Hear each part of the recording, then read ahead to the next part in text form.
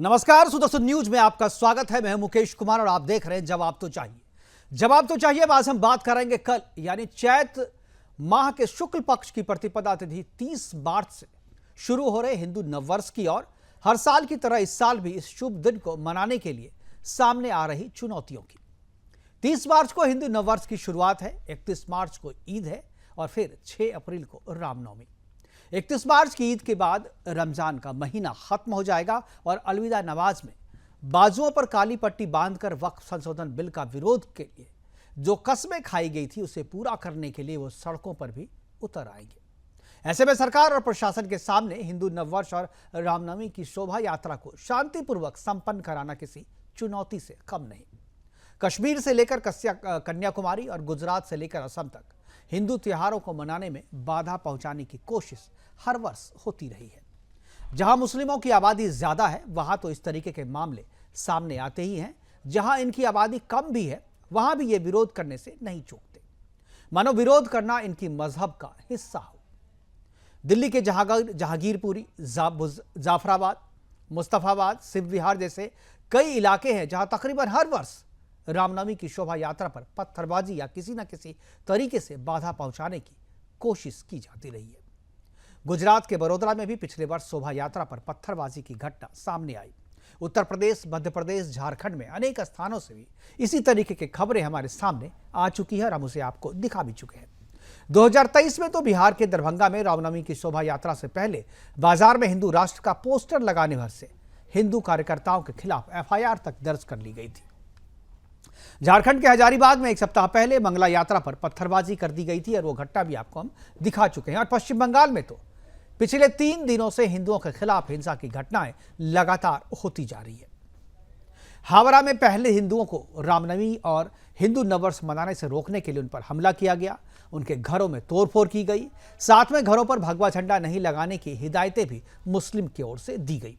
कल मुर्शिदाबाद में भी साजिश के तहत खुद मुस्लिमों ने मस्जिद में पहले शिवलिंग रखा और उसका इल्जाम हिंदुओं पर लगाकर हिंसा शुरू कर दी। मुर्शिदाबाद, जिसे आप इस्लामिक स्टेट ऑफ मुर्शिदाबाद कह सकते हैं, यहां पिछले 40 वर्षों से हिंदुओं की आबादी लगातार घटती जा रही है। 30% से घटते घटते यह 4 से 5% तक आकर रुक गई है। हिंदुओं के खिलाफ हिंसा फैलाकर मुस्लिम पूरे मुर्शिदाबाद से ही हिंदुओं का या कहें कि पूरी हिंदुओं की बस्ती का सफाया कर देना चाहते हैं। उनकी पूरी आबादी को मिटाने की साजिश रची जा रही है। रामनवमी की शोभा यात्रा निकालना पश्चिम बंगाल और झारखंड में तो चुनौती है ही, दिल्ली, मध्य प्रदेश और बिहार में भी इसे मनाने के लिए पुलिस की सुरक्षा लेनी पड़ती है। आज अपने प्रोग्राम में हम चर्चा करेंगे कि क्या इस बार भी रामनवमी की शोभा यात्रा पर बरसेंगे जिहादियों के पत्थर? क्या पश्चिम बंगाल कश्मीर बनने की राह पर बढ़ रहा है? कब तक हिंदुओं को पुलिस सुरक्षा में ही मनाना पड़ेगा अपना पर्व त्योहार? करेंगे चर्चा और चर्चा को आगे बढ़ाने के लिए हमारे साथ कुछ मेहमान होंगे, उनसे भी आपका हम परिचय कराएंगे। लेकिन पहले एक रिपोर्ट देखते हैं, रिपोर्ट के बाद मेहमानों से परिचय कराएंगे और चर्चा की शुरुआत करेंगे।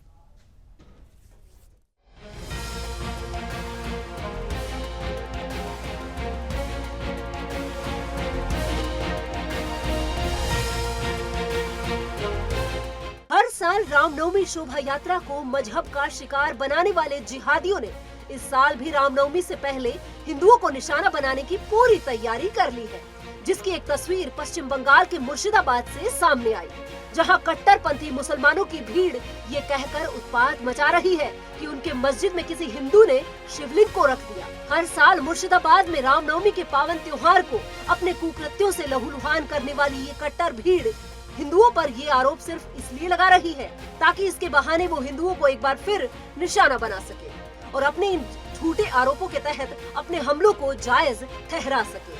पहले कोई भी अफवाह फैलाना और उसी अफवाह के तहत हिंदुओं को निशाना बनाना जिहादियों की मॉडस ऑपरेंडी को दर्शाता है। नागपुर, जहां हिंसा से पहले कुरान की आयत वाली चादर जलाने की अफवाह फैलाई गई थी। उत्तर पूर्वी दिल्ली, दंगे, जहां सीएए विरोधी दंगाइयों ने सीएए से जुड़े उन अफवाहों के बाद हिंसा फैलाई थी, जिनमें मुसलमानों को पाकिस्तान भेजने की बात कही गई थी। बांग्लादेश में मंदिर में कुरान के अपमान के अफवाह पर दंगाइयों ने मंदिरों में तोड़फोड़ किया था। बांग्लादेश में ही एक बार दुर्गा पूजा के दौरान इस्कॉन मंदिर में कुरान रखकर दंगे भड़काए गए थे। बांग्लादेश में अक्सर कुरान को मंदिर में रखवाकर या कुरान से जुड़ी कोई भी झूठी अफवाह फैलाकर हिंदुओं को निशाना बनाया जाता रहा है। बांग्लादेश के इसी जिहादी पैटर्न को पश्चिम बंगाल के मुर्शिदाबाद में भी फॉलो किया जा रहा है, जहां रामनवमी से पहले मस्जिद में रखे शिवलिंग के लिए हिंदुओं को जिम्मेदार ठहराकर हिंदुओं को ही निशाना बनाने की साजिश रची जा रही है। और इसी मुर्शिदाबाद में पिछले साल रामनवमी शोभा यात्रा पर हुए जिहादी हमले में 20 लोग घायल हुए थे। वहीं हावड़ा में रामनवमी शोभा यात्रा के दौरान पथराव के साथ जिहादियों ने भारी आगजनी भी की थी। गुजरात के वडोदरा में फतेहपुरा इलाके में रामनवमी शोभा यात्रा पर जिहादियों ने भयानक पत्थरबाजी की। दिल्ली के जहांगीरपुरी में साल 2022 में हनुमान जयंती के अवसर पर निकाली गई रैली को भी कट्टरपंथियों ने निशाना बनाया था, जिसमें 8 पुलिसकर्मी समेत एक नागरिक घायल हुए थे। जहांगीरपुरी में जिहादियों के कट्टर हमलों के बाद साल 2023 में रामनवमी शोभा यात्रा पर रोक लगा दी गई। ऐसे में आखिर कब तक हिंदू अपने ही देश में डर के माहौल में सुरक्षा घेरे के साथ अपना त्योहार मनाते रहेंगे? आखिर कब तक हिंदू अपने त्योहारों पर मजहब के पत्थर सहता रहेगा? अगर बात पश्चिम बंगाल की करें तो मुर्शिदाबाद, मालदा और बीरभूम जैसे सीमावर्ती जिलों में हिंदू विरोधी घटनाएं अपने चरम पर है, जहां अक्सर हिंदू त्योहारों पर हिंदुओं को ही निशाना बनाया जाता रहा है। वहीं अब मुर्शिदाबाद से सामने आई ये तस्वीर साफ साफ दर्शा रही है, जिहादियों ने रामनवमी से पहले हिंदू बस्तियों को साफ करने की पूरी तैयारी कर ली है। Bureau report, Sudarshan news.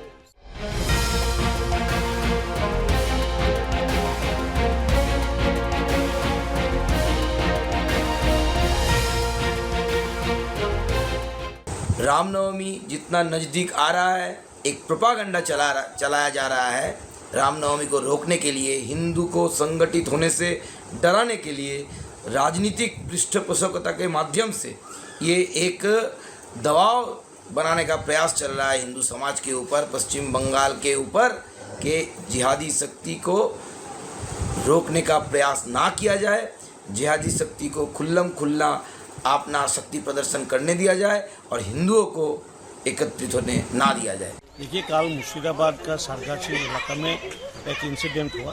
उधर मस्जिद के आसपास में कोई मुस्लिम लोग वहाँ पे शिवलिंग रखकर हिंदू कम्युनिटी के ऊपर आरोप किया और उधर एक दंगा परिस्थिति का वो सृष्टि किया मुस्लिम लोगों ने। सारे मुर्शिदाबाद में यही चलता है, जिस तरफ से हिंदू लोग ज़्यादा नहीं है, उधर वो गांव के पूरा उधर से हटाने के लिए इस टाइप का इंसिडेंट वो लोग करता है।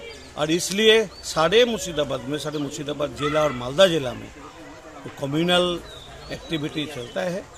एक गंभीर परिस्थिति है, चिंता के विषय है, लेकिन पुलिस प्रशासन उसका मदद करता है। जो टीएमसी गवर्नमेंट चलता है वो तोषण का राजनीति चलाते हैं और इसलिए मुर्शिदाबाद के जो 73% माइनॉरिटी वोटर, उस लोगों का साथ प्रशासन है। हिंदू लोगों के पास कोई प्रशासन नहीं है, सरकार भी नहीं है, इसका हिंदू लोगों का जान का खतरा है। तो ये तो मुर्शिदाबाद वेस्ट बंगाल की खबर थी।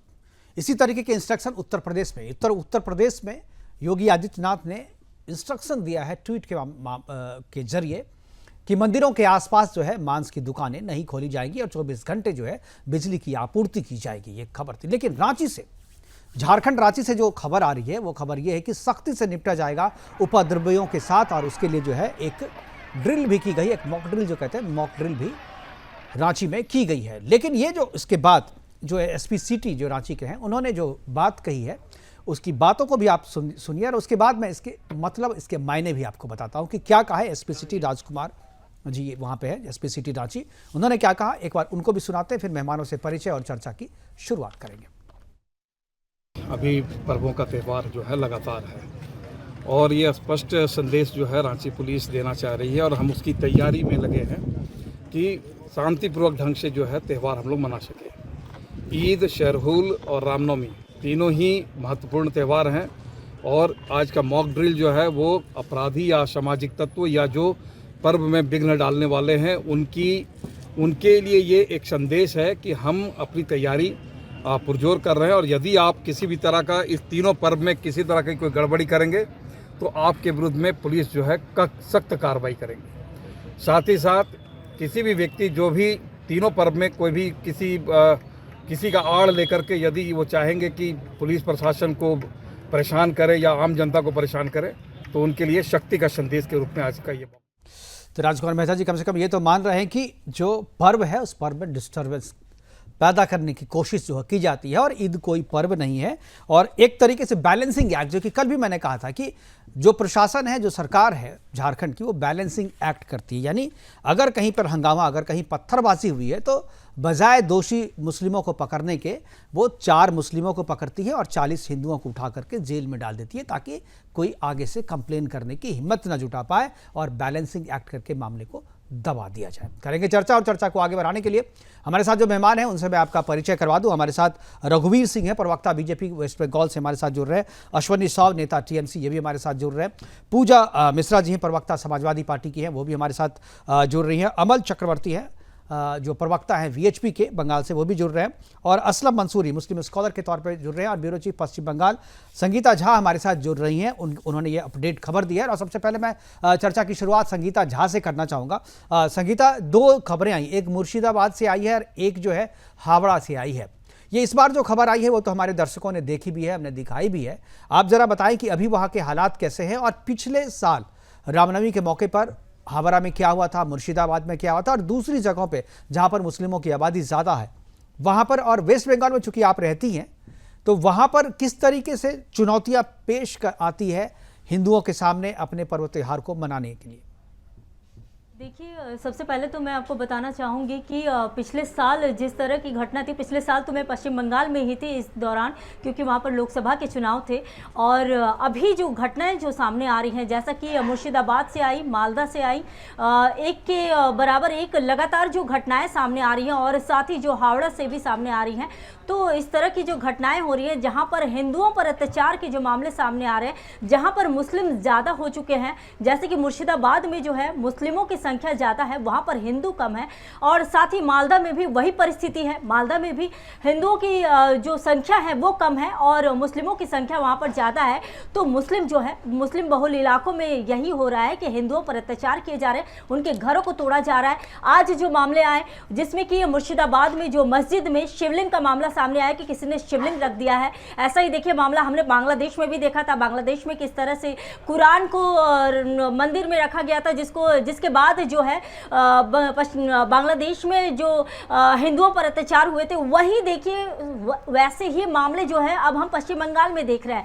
तो ये जो है, ये जो मामले आ रहे हैं, ये रामनवमी के ठीक पहले, यानी कि आप ये समझने की कोशिश कीजिए कि हिंदुओं के त्यौहार जैसे ही आते हैं, पश्चिम बंगाल में जगह जगह जो है हम इस तरह की घटनाएं देखते हैं, जहां पर हिंदुओं के साथ अत्याचार होते हैं, हिंदुओं के घरों को जलाया जाता है, तोड़ा जाता है, दुकानों को जलाया जाता है। मुर्शिदाबाद में कुछ दिनों पहले ही एक और मामले सामने आए थे, जिसमें कि एक व्यापारी के दुकान को तोड़फोड़ दिया गया था पूरी तरह से। जो वहां पे जो व्यापारी है वो डरे हुए थे, उन पर यह आरोप था कि उसने नबी का अपमान किया है। लेकिन वहीं अगर हिंदुओं से अगर बात की जाती है तो वो कहते हैं कि ऐसा कुछ भी नहीं है।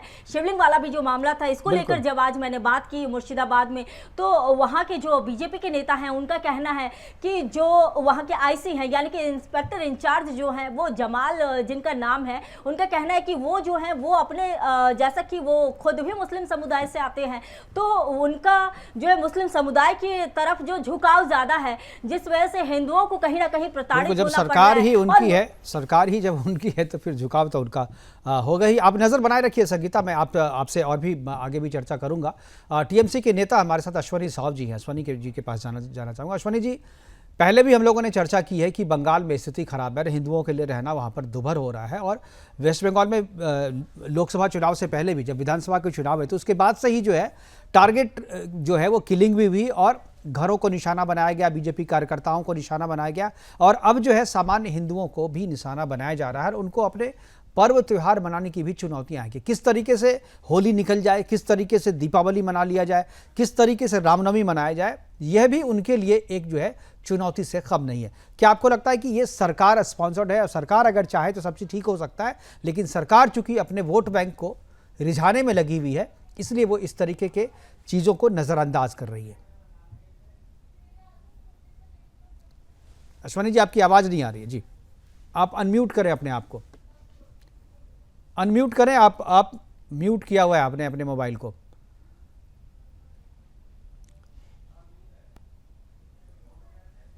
अश्वनी जी म्यूट है आपका, तब तक मैं हमारे जो बीजेपी के सुनाई दे रहा? जी अब हाँ अब सुनाई दे रहा, जी बोलिए।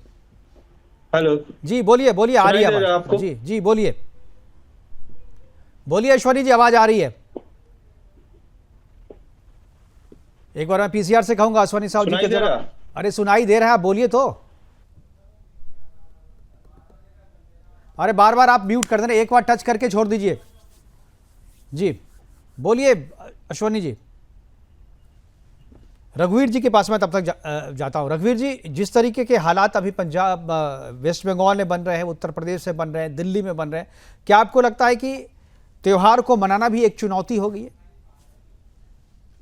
जी, सभी को मेरा नमस्कार जी। देखिए, बहुत दुर्भाग्य की बात है जिस बंगाल में श्यामा प्रसाद मुखर्जी जी जैसे आंदोलन करने वाले लोग, नेताजी जो देश के लिए बलिदान दिया, जिन्होंने धर्म निष्पक्षता के उसके खिलाफ के साथ रखते हुए, किसी धर्म जाति सब चीजों को अलग रखते हुए देश को आगे, देश के लिए बलिदान दिया, उसी बंगाल में आज हालात ऐसे हो गए हैं कि जहां पर दुर्गा पूजा से लेकर सरस्वती पूजा से लेकर के आप होली मिलन समारोह भी यहाँ हाई कोर्ट की परमिशन के साथ करना पड़ता है। तो इस बंगाल ये कौन सी दिशा में जा रहा है, ये बहुत सोचने की बात है।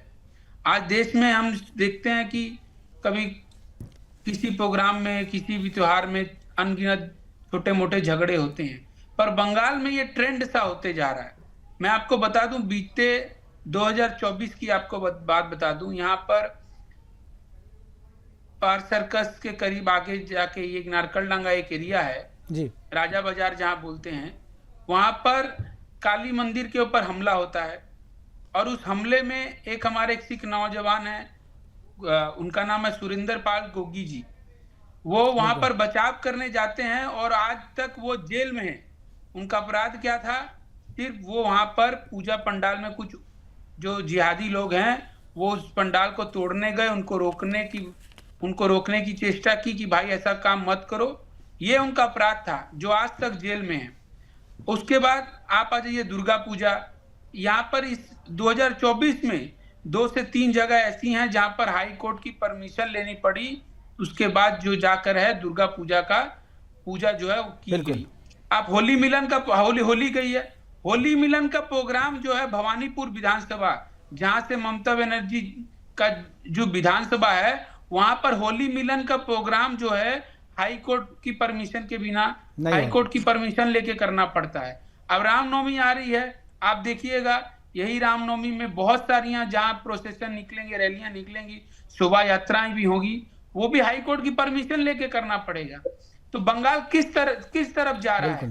बंगाल को संस्कृति कल्चर का राज्य माना जाता था, पर ये जो नया कल्चर ममता बनर्जी की सरकार में हम देख रहे हैं, इसकी आशा और ये जो आशा हमने कभी की नहीं थी।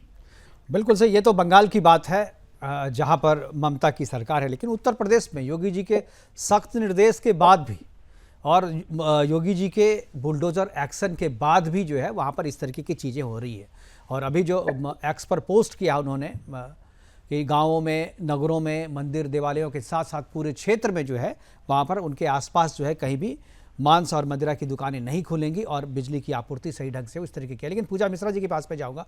पूजा जी, क्या आपको लगता है कि हिंदुओं को अपने त्यौहार मनाने की चुनौती आज भी उत्तर प्रदेश में हिंदुओं की सरकार है, फिर भी वहाँ पर पुलिस की सुरक्षा जब तक ना मिले तब तक जो है ये चीज़ें नहीं हो पाती है? बंगाल में जो है, बंगाल में तो हम देख रहे हैं, ठीक है वहाँ पर ममता की सरकार है, वहाँ की जो स्थिति है वो आपको ही ज्ञात होगा इसका। मैं बंगाल पे भी चाहूँगा कि आप अपनी प्रतिक्रिया दें और उत्तर प्रदेश में भी चाहूँगा, क्योंकि ईद और रामनवमी ऑलमोस्ट हमेशा साथ में होता है, लेकिन ये प्रशासन के लिए एक चुनौती, एक सिरदर्द हो जाता है कि कैसे दोनों चीज़ को शांतिपूर्वक करें, और पत्थरबाजी कहीं ना कहीं हो ही जाती है। जी पूजा जी। आपको नमस्कार और साथी प्रवक्ताओं को नमस्कार। वैसे आपके चैनल का एक्सपीरियंस मेरा बढ़िया नहीं रहा, पहली बार लग रहा है कि चलिए ठीक है, कम से कम आप सही तरीके से मेरे पास सवाल लेकर के आ रहे हैं। और अभी आपने जो है, मैं पहले बात कर ली थी, जो आप कह रहे थे वेस्ट बंगाल की बात कर रहे थे, तो वेस्ट बंगाल में अभी मैं सुन ही रही थी कि जो है वहां पे हिंदुओं के त्योहार नहीं मनाने दिए जाते। आपको लगता नहीं है कि कहीं ना कहीं गलत नैरेटिव को आगे फॉरवर्ड नहीं करना चाहिए? आपको पता है कि देश का सबसे बड़ा दुर्गा पूजा जो है कहाँ मनाया जाता है? वेस्ट बंगाल में मनाया जाता है, और वो कोई मुसलमानों का त्योहार नहीं है, हिंदुओं का त्योहार है। जी। अभी जो है बात करती जहाँ पे मुस्लिमों की जनसंख्या ज्यादा है, उसकी वजह से आपको पता होगा कि जो है जो जनसंख्या है, अगर आप उठा करके देखेंगे वेस्ट बंगाल की, वो 9.13 करोड़ है, जिसमें जो है 6.44 करोड़ हिंदू हैं और 2.46 करोड़ मुस्लिम हैं। तो ऐसा नहीं है कि जो है वहाँ पे मुस्लिम की जनसंख्या ज्यादा हो रखी हुई है। इस नैरेटिव को जो ये लेकर के चलते हैं, मैं ये मानती हूँ कि अगर कहीं पे कुछ भी होता है, जो वहाँ की सरकार है वो अकाउंटेबल होना चाहिए। अगर हमारी सरकार रहेगी तो हम अकाउंटेबल हैं, और अगर टीएमसी की सरकार है वेस्ट बंगाल में तो टीएमसी अकाउंटेबल है, और उत्तर प्रदेश में अगर भाजपा की सरकार है तो भाजपा अकाउंटेबल है। अब आ जाते हैं अगले पॉइंट पे नहीं अगले पॉइंट पे आने से पहले आपने जो आपने जो आरोप लगाया, मैं जवाब दे दूं उसका। आपने कहा कि नैरेटिव आप सेट करना चाह रही हैं। आपने कहा दुर्गा पूजा वहाँ पे होता है, हिंदुओं के लिए होता है, सबको पता है, लेकिन दुर्गा पूजा और जब तजिया साथ में होता है तो क्या होता है?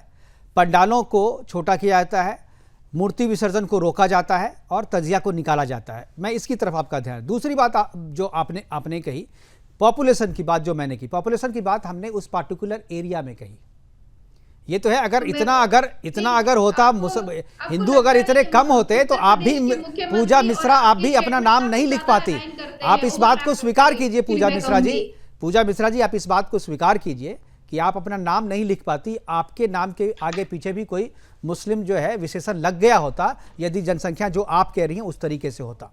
इसलिए हम आपकी लड़ाई भी लड़ रहे हैं, आप केवल पॉलिटिकल एंगल से मत देखिए, हम आपकी लड़ाई भी लड़ रहे हैं, हम आपके लिए भी लड़ रहे हैं। और आप अपने पॉलिटिकल एजेंडा के कारण आप हम पर आरोप लगा रही हैं। हम आपके लिए भी लड़ रहे हैं और आगे भी लड़ते रहेंगे। आप किसी भी पार्टी में जाएं, हम आपके लिए लड़ाई लड़ते रहेंगे, क्योंकि मैं आपको हिंदू मानता हूं, मैं आपको सनातनी मानता हूं। आप पूजा मिश्रा लिखती हैं तो मैं इसके लिए आपकी लड़ाई लड़ता रहूंगा। आपका माने या ना माने वो तो सत्य है, और शाश्वत नहीं, लेकिन आप झूठा नैरेटिव ना फैलाएं। आप जो हमें बोल रही हैं, मैं नैरेटिव आप सेट कर रही हैं। आप कहते हैं आप पॉलिटिक्स कर रही हैं उत्तर प्रदेश में, नैरेटिव सेट कर रही हैं वेस्ट बंगाल में। जी अब बोलिए, अब जो उत्तर प्रदेश के बारे में बोलिए। मैंने बोला फैक्ट पे बात करते हैं। आपको पता होगा कि एनसीआरबी की जो है रिपोर्ट के अनुसार, अगर आप उठा करके देखेंगे दंगों के मामले को, तो वो जो है महाराष्ट्र में 1 नंबर पे है, बिहार दूसरे नंबर पे है, तीसरे नंबर पर उत्तर प्रदेश है। तो जब आप ये कह रहे होते हैं कि अभी जैसे चल रही थी शुरुआत में, तो लग रहा था नहीं वेस्ट बंगाल नंबर 1 पे चल रहा है, लेकिन ऐसा नहीं है। उसके बाद में आ जाते हैं उत्तर प्रदेश में। उत्तर प्रदेश में देखेंगे तो क्या चल रहा है। उत्तर प्रदेश में जो है हम चर्चा करते हैं कि सीओ ने क्या बयान दिया। मैंने कई बार भाजपा के प्रवक्ताओं से कहा हुआ है कि आप जिम्मेदारी मैं अब आपको मैं समझ गया आप क्या बोलने। पूजा जी, मैं आपको एक छोटी सी चीज बता देता हूँ। नहीं पूजा जी, आप पढ़ी लिखी हैं, आप बहुत पढ़ी लिखी हैं। आप दे सकते हैं, आप पूजा जी ऑर्डर को देखिए। जी पूजा जी, आप बहुत पढ़ी लिखी हैं, मैं बड़ा सम्मान करता हूँ आपका। लेकिन एक चीज मैं आपको साफ कर दूं, जो ये जिस आंकड़े की बात कर रहे हैं, वो आंकड़ा कलेक्ट कैसे किया जाता है, ये पता है आपको? ये आंकड़े कहाँ से आते हैं, कैसे आते हैं, ये पता है आपको? मैं एनसीआरबी के आंकड़े की बात मैं एनसीआरबी के आंकड़े की बात कर रहा हूँ। एनसीआरबी का आंकड़ा होता है, थाने में जो रिपोर्ट दर्ज की जाती है, जो थाने में रिपोर्ट दर्ज की जाती है, उन रिपोर्टों को भेजा जाता है। अब बंगाल में थाने में रिपोर्ट कौन दर्ज करे भाई? अरे थाने बंगाल में रिपोर्ट दर्ज कहाँ करता है? हिंदुओं की सुनता कौन है? पूजा जी, आपको मैं चैलेंज दे रहा हूँ, आपको मैं चैलेंज कर रहा हूँ। आप मुर्शिदाबाद में एक एफआईआर करा के दिखा दीजिए। आप मुर्शिदाबाद में, हुगली में, हावड़ा में एक एफआईआर करा के दिखा दीजिए मुझे। एक एफआईआर दर्ज करा के दिखा दीजिए किसी मुसलमान के खिलाफ, मैं मान जाऊंगा, मैं पत्रकारिता छोड़ दूंगा।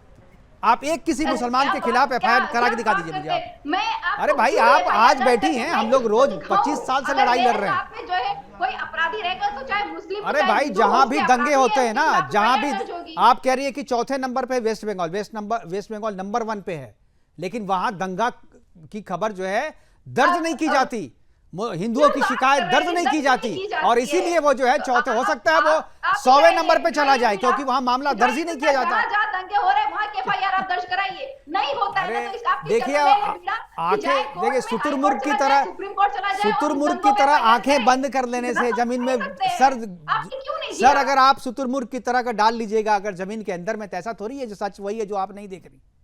ऐसा नहीं होता पूजा जी, आपको इस बात को स्वीकार करना चाहिए कि आप जो है अगर ये जानते हैं कि एफआईआर दर्ज नहीं हो रही है, तो उठा ले, मुहिम उठा ले आपका चैनल, जहां दंगे हो रहे हैं उठा रहे हैं ना, अभी उठा रहे हैं ना। आप बताइए, अभी मैं मुर्शिदाबाद का मामला उठा रहा हूँ। मुर्शिदाबाद में अभी तक एफआईआर नहीं दर्ज हुआ। मुर्शिदाबाद में एफआईआर जो है अभी हिंदुओं ने मैं अभी दे रहा ना, मुर्शिदाबाद में हिंदुओं का कोई शिकायत दर्ज नहीं की गई अभी हावड़ा में हिंदुओं की शिकायत नहीं दर्ज की गई। मैं इसीलिए मामला उठा रहा हूं। आप जाकर के करवा दीजिए, शिकायत दर्ज करवा दीजिए, थाना दर्ज। नहीं, आप करवा दीजिए ना मुझे, आप करवाइए। आप बोलिएगा फिर डेटा जो है, डेटा ये बताता है। अरे डेटा के खेल में मत जाइए पूजा जी, डेटा के खेल में मत जाइए, इस खेल में मत जाइए। सच बोलिए, डेटा के खेल में मत जाइए, उलझ जाइएगा आप। हमारे साथ अमल चक्रवर्ती जी भी जुड़ गए हैं, वो बताएंगे, बंगाल से हैं, वीएचपी के हैं। हम तक आवाज नहीं पहुंच रही आपकी। अब पहुंच रही है, अब पहुंच रही है।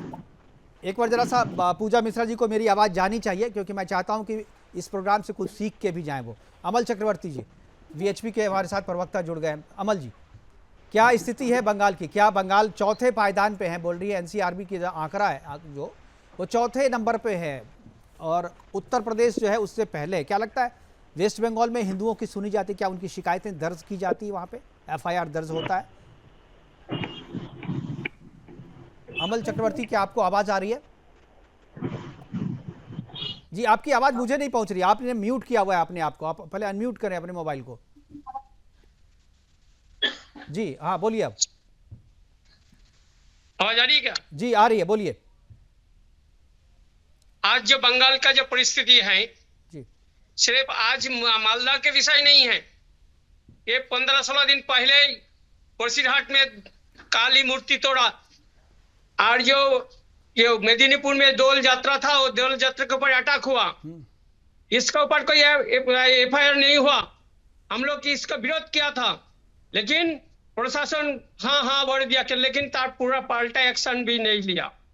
आज ऐसा तरीका चल रहा है, तो मतलब क्या है? आगे जब मालदा हुआ ना, ये मालदा से बड़ा कुछ काम हो सकते हैं। ऐसा तरीका चलेगा तो ये प्रशासन ने, बिल्कुल, ये सरकार ऐसा तरीका चलेगा तो और बढ़ेगा।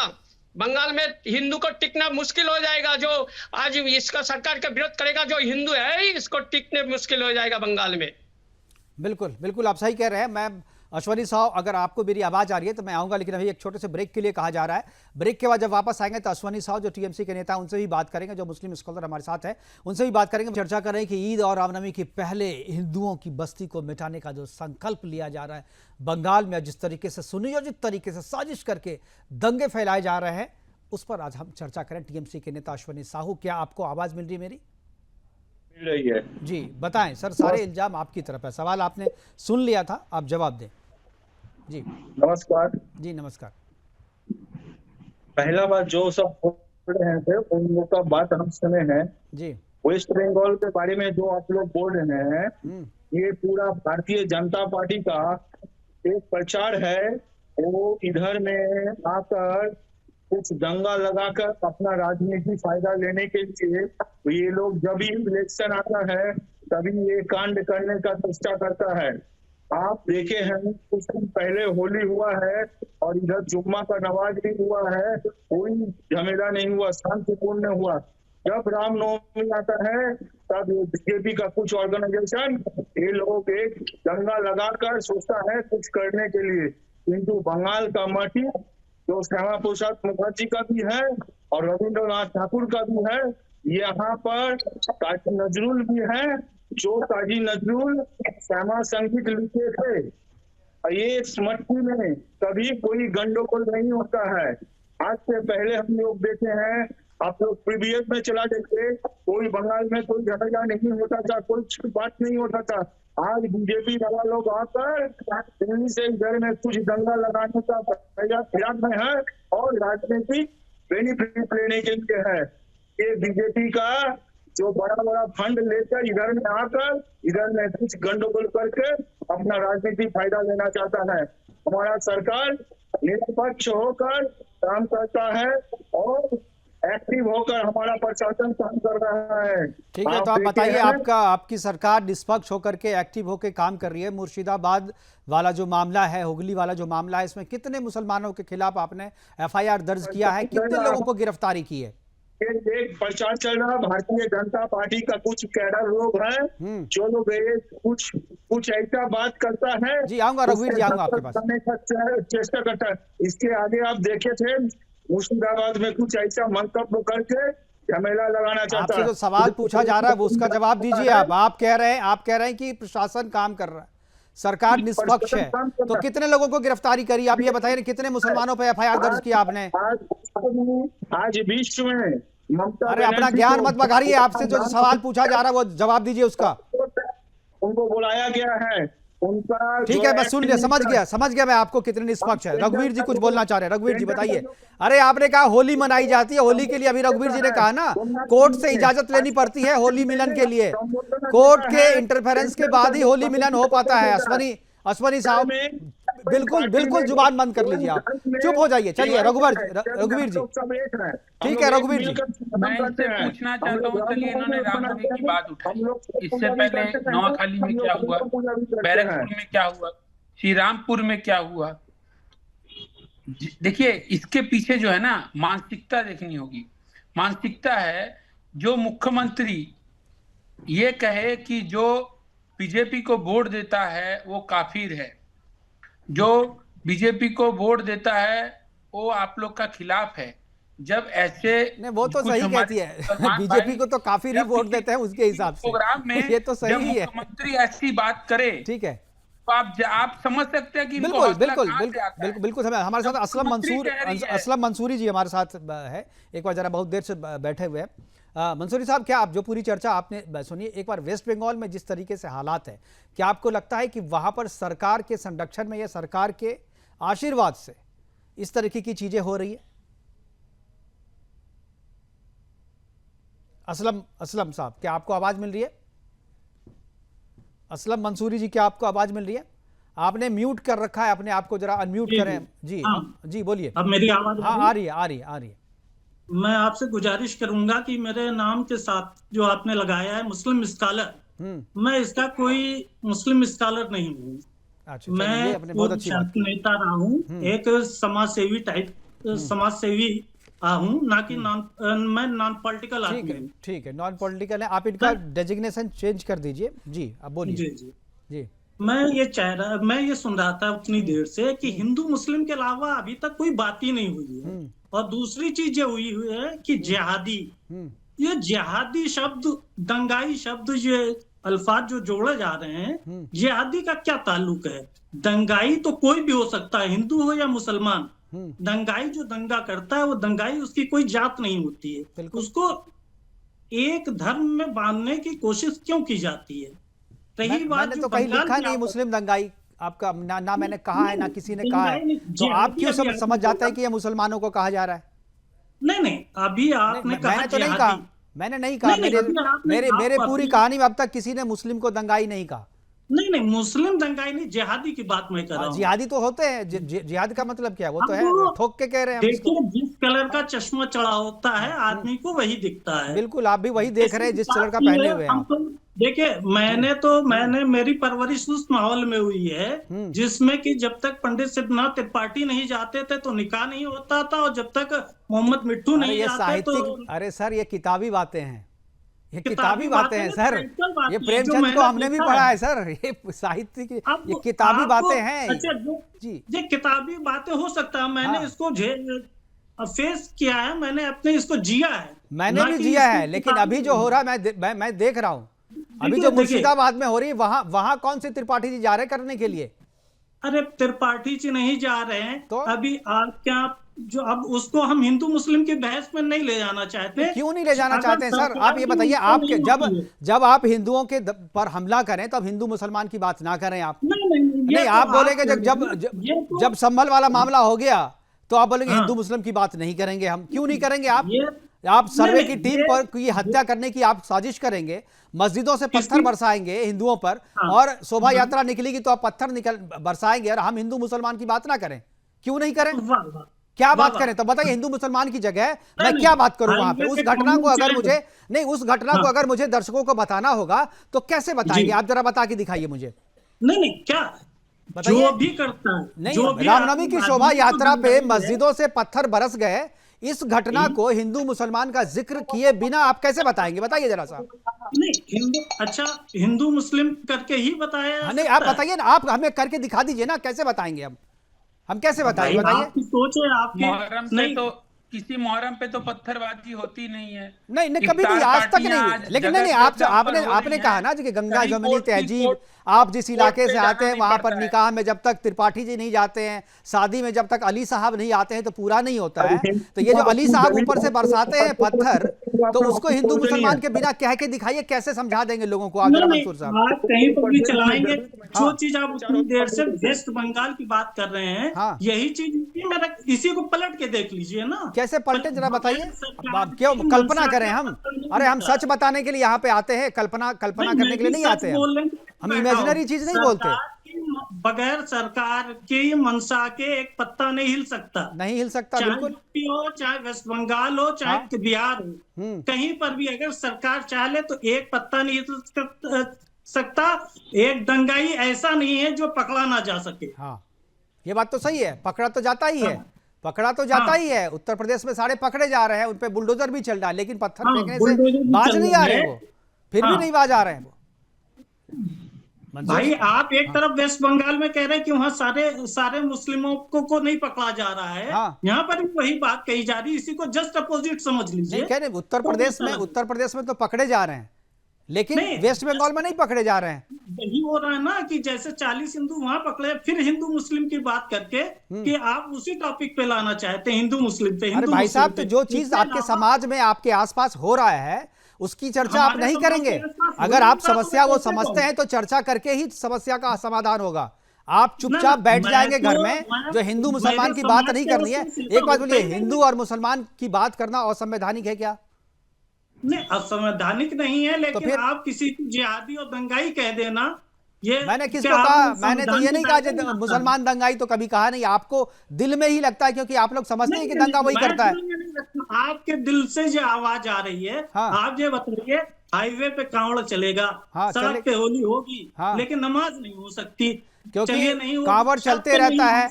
कांवड़ जो यात्रा वो चलते रहती है, रुकती नहीं है, किसी को रोकती नहीं है, वो आपके साथ ट्रैफिक के साथ चलती रहती है। जो होली है वो लोग खेल कर निकलते रहते हैं, लेकिन आप जो है जब नमाज पढ़ने के लिए आते हैं, सब चीज रोक करके बैठ जाए, सारा ठप कर देते हैं। तो इसीलिए वो कहते हैं रोड पे मत पढ़ो। ना मैं तो घर पे पढ़िए ना, वही करेंगे ना। मैं तो जिस इलाके से चलता हूँ खूब होली खेली जाती है, और मुसलमान नमाज पढ़ने जाता है, एक रंग की छीट नहीं आती है। तो मैं कैसे रोड को ब्लॉक करके सड़क पे होली नहीं खेलते ना लोग, रोड पे खेलते हैं। आप जाइए, चलते चलते नमाज पढ़ लीजिए, कोई नहीं कुछ कहेगा आपको। चलते चलते कहाँ? तो भाई तो वही है ना, तो चलते चलते नहीं पढ़ सकते तो घर में पढ़िए, घर में पढ़िए, मस्जिदों में जाके पढ़िए भाई। जो चीज, और देखिए आपके इस्लाम में ही कहा गया है ना कि ऐसी जो दुआएं होती है कबूल नहीं होती, इससे नमाज कबूल नहीं होती, जो दूसरे को तकलीफ दे करके पढ़ी जाती है। आप जब पूरा यातायात बंद कर देते हैं तो क्या आपकी दुआ कबूल होगी? आप केवल शक्ति प्रदर्शन के लिए करते हैं, जो नहीं चलेगा। चलिए ठीक है सर, 10 दिन 15 दिन चले तो कोई प्रॉब्लम नहीं, आधे घंटे में सारी प्रॉब्लम है।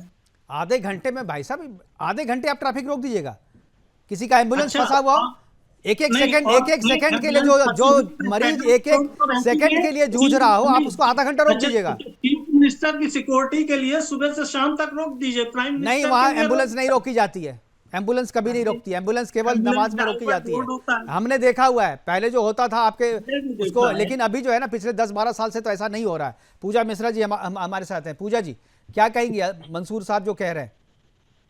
देखिए, पहली बात तो ये कि जो है आप कह रहे बार रोड पे जो है नमाज पढ़ना, हालांकि मेरा मानना है कि पुलिस प्रशासन अगर परमिशन देना चाहती है तो दे, अगर नहीं देना चाहती उसके अधिकार क्षेत्र में आता है। पर वो जो नेताओं की तरफ बयानबाजी करती है ना, उससे आपत्ति है।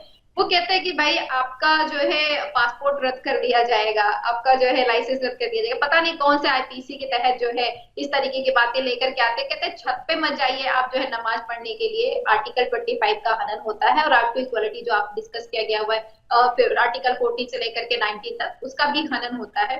उसके बावजूद भी अभी मैं सुन रही थी आप कह रहे बाबा कैसे हिंदू मुस्लिम ना करें। जब आप जो है टीएमसी सरकार को अकाउंटेबल मानते, जब वेस्ट बंगाल में घटना घट रही है, तो उत्तर प्रदेश में भी जो है आपको मानना पड़ेगा, जो घटनाएं घट रही हैं वो जो है सरकार रिस्पॉन्सिबल है उसके लिए। उत्तर प्रदेश में आप लगातार देखें, उत्तर प्रदेश में क्यों कहूं, जो बीजेपी शासित राज्य है वहां पे लगातार सिक्योरिटी बिल्कुल आप सही कह रही है, लेकिन मैं आपको अंतर समझा देता हूं। पूजा जी बिल्कुल सही कह रही है, मैं सहमत हूं आपकी बात से। आप कह रहे हैं कि प्रशासन जिम्मेदार है, प्रशासन जिम्मेदार है, लेकिन कार्रवाई दोनों जगह होती है, एक जगह बायस्ड होती है, एक जगह निष्पक्ष होती है। क्या उत्तर बात प्रदेश में कर भी रहे कार्रवाई हैं? होती है। एक जगह निष्पक्ष होती हाँ, है। निष्पक्ष आपको होती है ना। जानकारी है, आपको बिल्कुल जानकारी, आप मीडिया से आते हैं, आपको जानकारी होगी उत्तर प्रदेश के मुख्यमंत्री सदन में खड़े होकर के 2 लोगों का नाम लेते हैं। लखनऊ में, उत्तर प्रदेश की राजधानी में दिन दहाड़े जो है महिला अपने हस्बैंड के साथ जा रही है, उसके साथ छेड़खानी होती है, उसमें 2 लोगों का नाम लेते हैं। और 2 लोगों का नाम क्यों लेते हैं? एक विशेष यादों से आ रहा है।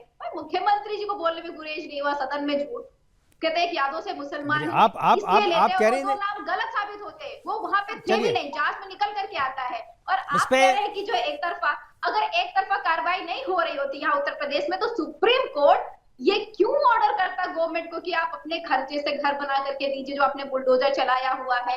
ये देखिए, वो प्रशासनिक चूक किसी से भी हो सकती है, मानवीय भूल किसी से भी हो सकती है। कोर्ट के आदेश पे मुझे कोई आपत्ति नहीं है कि वो मानवीय भूल किसी की भी हो सकती है, और जिसने भूल की है वो सजा भुगत भी रहा है, उसके खिलाफ कार्रवाई भी हो रही है। ठीक है, मुख्यमंत्री का इसमें नहीं है, वो प्रशासनिक भूल थी, चूक थी, उसका खामियाजा जो है उसे भुगतना भी पड़ा।